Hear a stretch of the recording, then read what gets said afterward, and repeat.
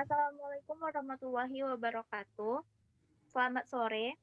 Pada kesempatan kali ini, kami akan menjelaskan salah satu tipe bioreaktor, yaitu bioreaktor bergelembung atau bubble column bioreaktor. Next. Kami dari kelompok 11 yang terdiri dari 5 orang. Yang pertama ada Elisa Aprilia, NIM 180405014. Saya Raymond Manulang, NIM 180405060.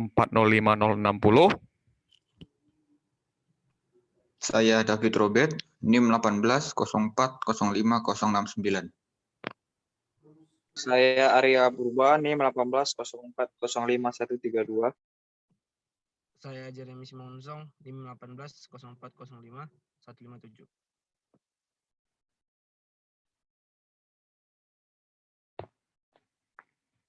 Bioreaktor bergelembung biasa digunakan dalam pembuatan asam sitrat berbahan dasar buangan padat buah nanas dengan fermentasi fase cair. Bioreaktor bergelembung juga disebut sebagai bubble column bioreaktor. Next. Adapun yang akan dibahas pada kesempatan kali ini yang pertama pengertian bioreaktor, bioreaktor bergelembung, desain perancangan bioreaktor, prinsip kerja bioreaktor bergelembung, efektivitas yaitu kelebihan dan kekurangan dari bioreaktor bergelembung. Yang terakhir ada aplikasi penggunaan bioreaktor bergelembung. Sebelum membahas tentang bioreaktor bergelembung, mari kita berkenalan dengan bioreaktor. Apa itu bioreaktor? Bioreaktor dikenal juga sebagai fermentor, yaitu sebuah peralatan atau sistem yang mampu menyediakan sebuah lingkungan biologis yang dapat menunjang terjadinya reaksi biokimia dari bahan mentah menjadi bahan yang dikehendaki. Atau dengan kata lain, bioreaktor merupakan tempat yang kita gunakan untuk membentuk suatu bahan ataupun suatu produk dari bahan mentah menjadi produk yang kita inginkan.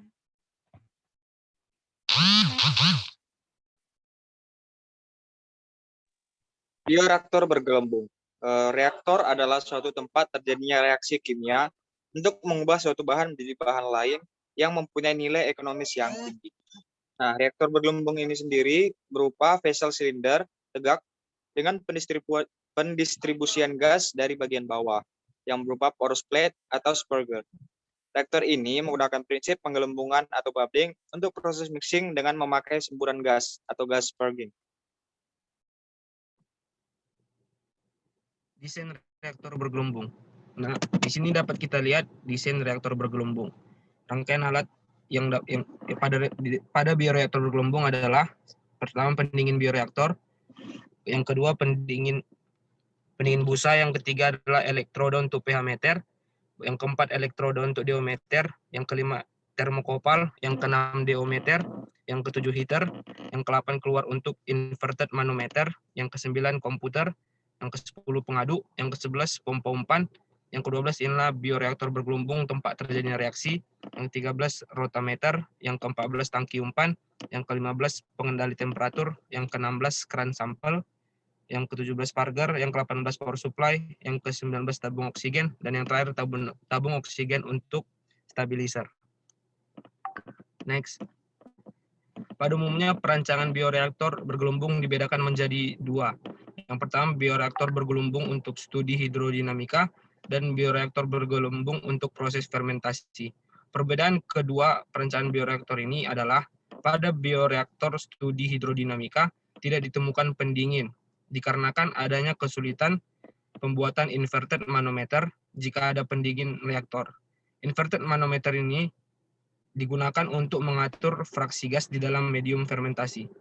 Perancangan bioreaktor bergelembung terdiri dari kolom utama untuk proses fermentasi, pendingin bioreaktor untuk pendinginan akibat timbulnya panas atau reaksi eksotermik, sparger merupakan alat untuk aliran udara yang disterilisasi, keran pengeluaran dan bagian penutup reaktor yang terdiri dari 3 leher. Selanjutnya prinsip kerja bioreaktor bergelembung. Kita bisa lihat dari gambar di samping. Gas diumpankan dari bagian bawah kolom lalu menuju ke atas dan bereaksi dengan cairan lalu meninggalkan kolom. Penggunaan gas pada jumlah yang lebih banyak atau lebih kecil tergantung pada intensitas reaksi kimia dan perpindahan massa yang terjadi. Gas yang masih mengandung banyak reaktan akan disirkulasikan kembali sebagai umpan. Begitupun seterusnya. Pada bubble reaktor, sirkulasi dan aerasi terjadi karena adanya gas yang dimasukkan dan jika dibutuhkan, ditambahkan sirkulasi cairan eksternal untuk mendapatkan pola pencampuran yang diinginkan. Hal ini biasanya menghasilkan setidaknya pergeseran kualitas pencampuran yang kurang diberikan pada reaktor gelembung daripada di tangki berpengaduk. Udara bergerak ke atas memberi resirkulasi lebih kuat untuk aliran udara yang sama, tetapi kecepatan transfer oksigen sering lebih rendah daripada kolom bubble. Berikut adalah tipe-tipe dari bioreaktor bergelembung, yaitu ada A, simple bubble column, yang B ada cascade bubble column with slave truss, yang ketiga, yang C ada packet bubble column, yang D ada multi-shaft bubble column, yang E ada bubble column with static mixers.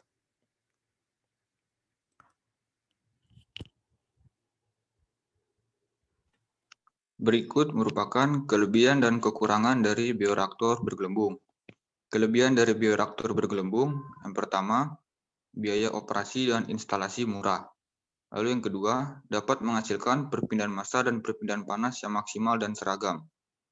Yang ketiga, lebih mudah dalam proses scale up, dikarenakan hidrodinamikanya hanya dipengaruhi oleh channel yang terbentuk dalam katalis.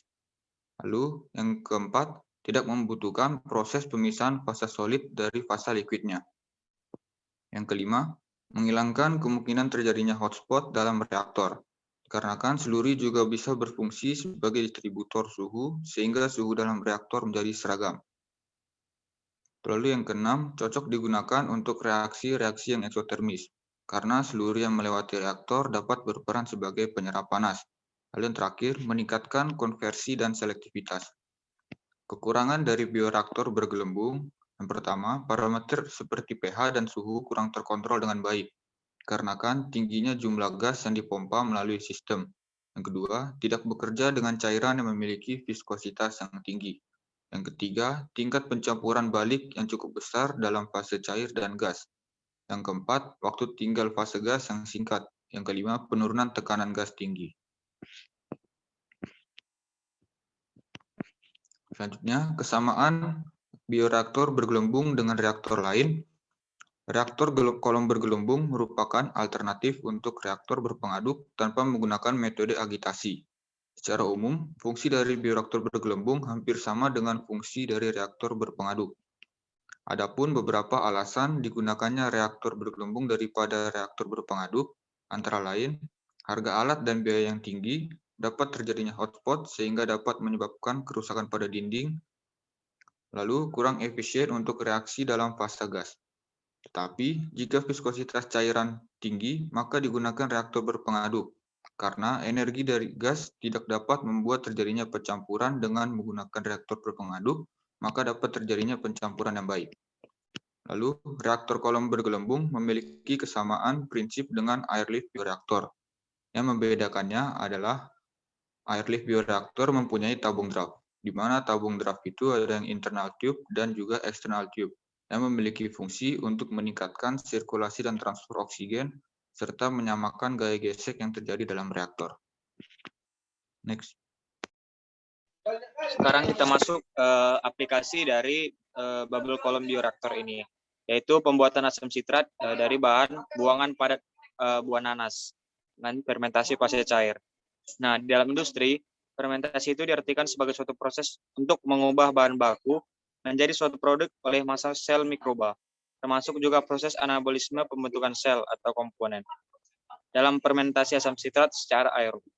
Nah, metode yang digunakan pada beberapa industri asam sitrat di Indonesia itu adalah proses fermentasi secara surface culture dengan media semi padat. Bahan baku yang kita gunakan itu antara lain onggok, gaplek, bekatul, dan bahan tambahan lainnya. Komposisinya diatur sedemikian rupa sehingga didapat kadar gula totalnya itu antara 60-70%. Bakteri yang digunakan itu adalah Aspergillus niger. Mikroba ini mempunyai sifat yang kurang sensitif terhadap adanya ion-ion logam seperti besi, mangan, dan sebagainya. Metode fermentasi ini dikenal dengan proses Koji strain Aspergillus niger. Secara normal menghasilkan asam oksalat. Pembatasan nutrien fosfat dan logam seperti tembaga, besi, dan mangan menghasilkan asam sitrat. Next.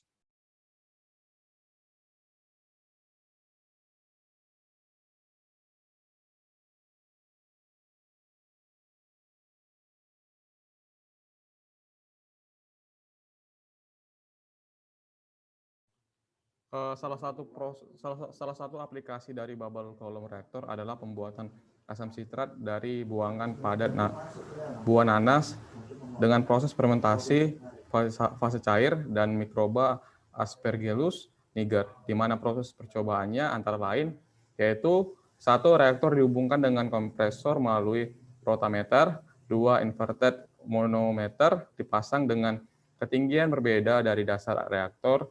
Ketiga, reaktor diisi dengan larutan nanas pada ketinggian cairan 74 cm dari sparger, lalu kompresor dihidupkan.